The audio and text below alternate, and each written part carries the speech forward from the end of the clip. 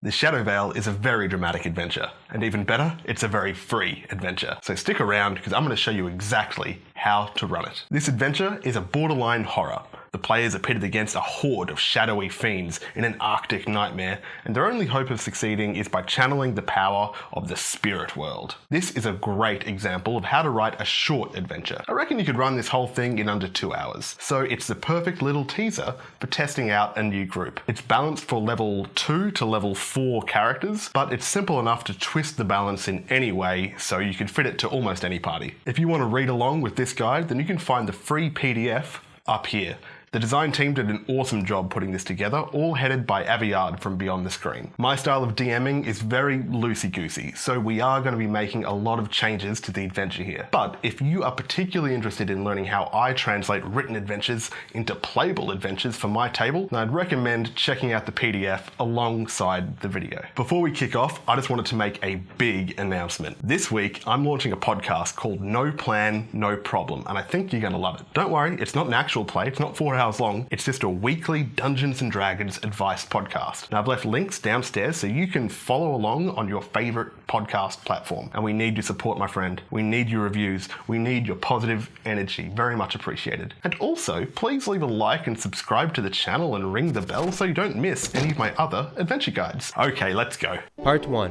An overview of the Shadowvale.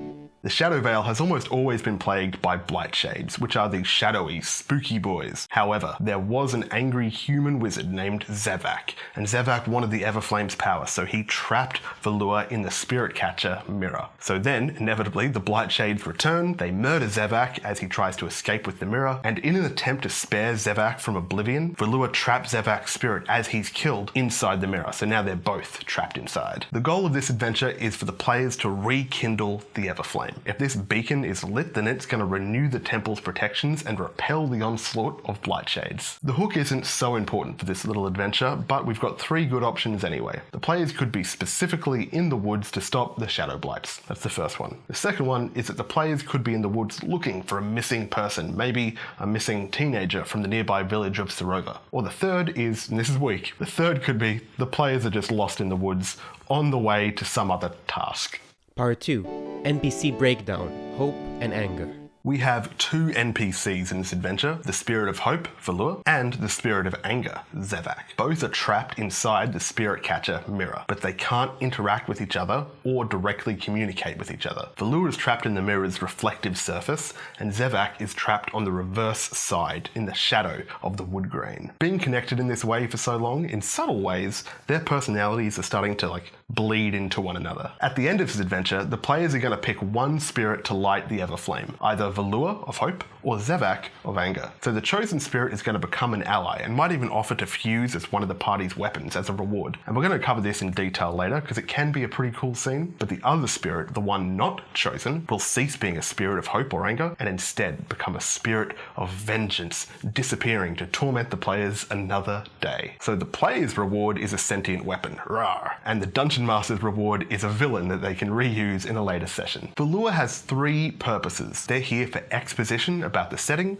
they're here for you, the Dungeon Master, to provide guidance to the players, and they're also here to provide a foil to Zevak. I picture Villure as they appear in this awesome little splash art, which is from the adventure. A bright white silhouette, feminine in appearance, hair splayed out like they're laying in water. For the voice, you're going to go high, soft and wispy. The kind of voice that wants a lot of spectral reverb. The kind of voice that Moss does in the D&D episode of the IT crowd. Ooh, I'm not good at it. Maybe you shouldn't take my vocal advice.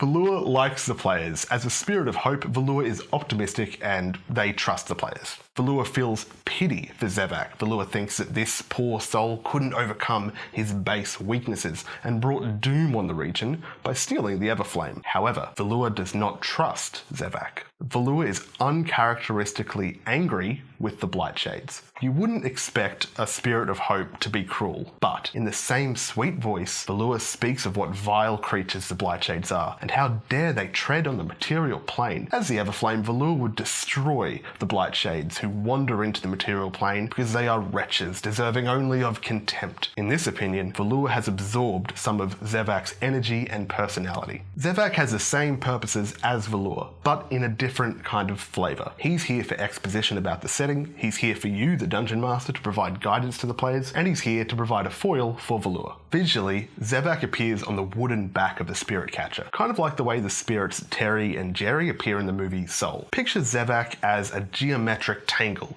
of intersecting lines, knots in the wood twisted to paint a jagged, bearded face. For a voice, just do Snape. All wizards sound the same to me. Zevak likes the players. As a spirit of anger, Zevak respects the proactive and productive nature of adventurers. Remember, anger is not the same as hate. Hate is a destructive emotion, but anger can be productive. Zevak feels disdain for Villure. Villure was too weak to keep the Blightshades at bay. Instead of banishing them, Villure should have dominated them, should have controlled them. Zevak thinks Villure is as cruel and capricious as anybody, but without the honesty to be open about it. Zevak thinks Villure cursed him to live inside this wooden prison as punishment for him coveting the everflame in the first place, even though Villure would never admit that. Is that true? I don't know, maybe, you decide. Zevak is uncharacteristically forgiving of the Blightshades. You wouldn't expect a spirit of anger to be compassionate, but Zevak is sympathetic to the Blightshades. In the same way that his nature led him to his fate, the Blightshades are trapped by their nature. As the everflame, Zevak could dominate and subdue the Blightshades, hiding them in the ethereal plane so they could no longer prove a threat. In this opinion, Zevak has absorbed some of Villure's compassionate energy. I said each of these NPCs are here for exposition, and it's fair enough to say that they both know the same information, but if you like, you could divide this information between the two, so the party has to engage with each of them to get the whole story. Each of these NPCs knows the mechanics of rekindling the everflame, which will be the adventure's final challenge. They know the history of the region, they know the abilities of the Blightshades, and they know the nature of spirits in general. We've also got a little relationship mechanic here, because a big part of this adventure's lore is the power emotion plays in creating spirits. So Villure is powered by hope, Zevak is powered by anger, and the Blightshades are powered by fear. So Villure and Zevak start weak. At the start of the adventure, they don't have a lot of juice, but they respond to the players sharing moments or memories of anger or hope, and form attachments with individual party members depending on who's putting out what kind of energy. So when determining how either of these spirits feel about a particular player, in combat or for general role-playing, keep track of which characters are putting out the corresponding emotional energy. And if you're feeling stuck, don't be afraid to have Villure or Zevak ask the players directly for a memory of hope or a memory of anger. Part 3.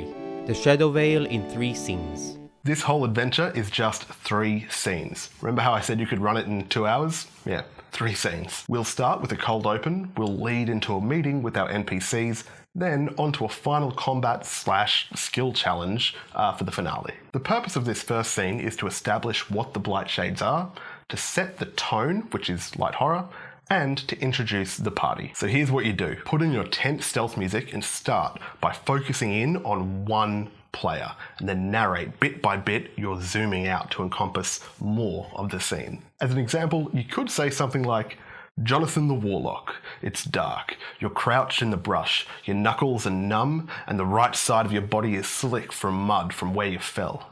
You can't hear the Blightshades anymore, but you know from experience that does not mean you're safe. You're not sure where your friends are.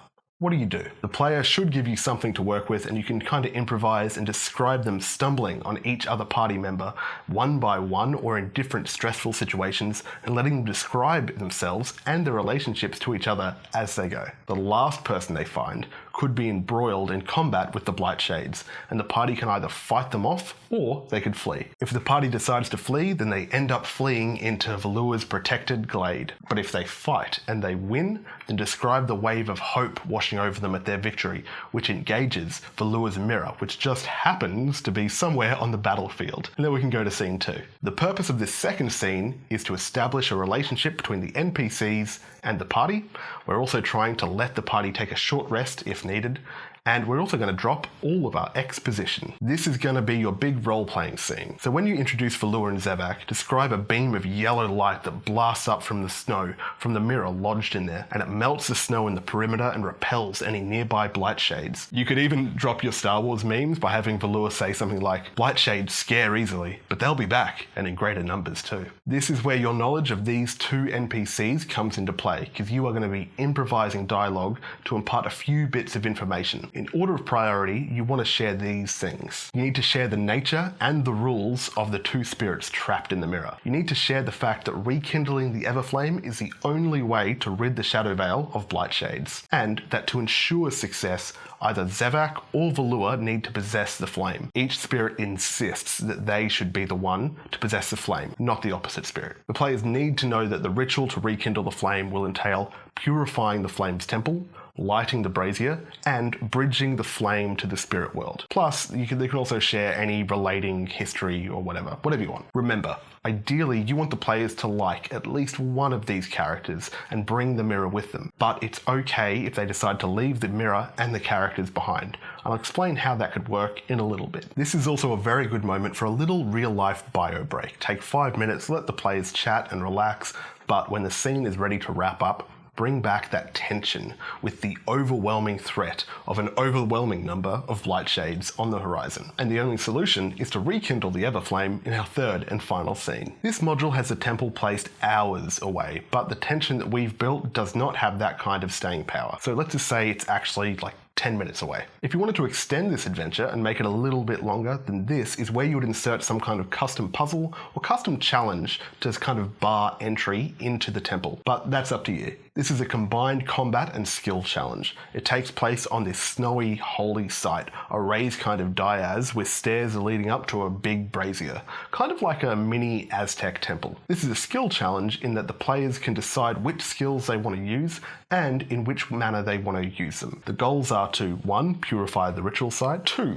Light the flame, and 3. Bridge the gap between the real world and the spirit world. Let the players get creative with their ideas and feel free to change the conditions of the battlefield to accommodate their creativity. The Dungeon Master sets the difficulty, and I would suggest to leave it around a DC 12 but then move it to a DC 14 if they have a very, very bad idea, and then lessen it to a DC 10 if they have a very, very good idea. Make sure to inform the players how a skill challenge works, but then also they need to know these custom little rules. The player holding the mirror can have advantage on all their attempts in the skill challenge as the spirits are kind of helping them. All the other players can roll normally. Once one element of the ritual has succeeded, another element of the ritual can't be attempted by anybody until the next round of combat. So this means that the boss fight is going to last for at least 3 rounds. And the last part is that if the players did leave that mirror behind and decided not to accept the spirit's help, well then they're going to have disadvantage on every check to try and complete this skill challenge. And the only way to get around that is for someone to either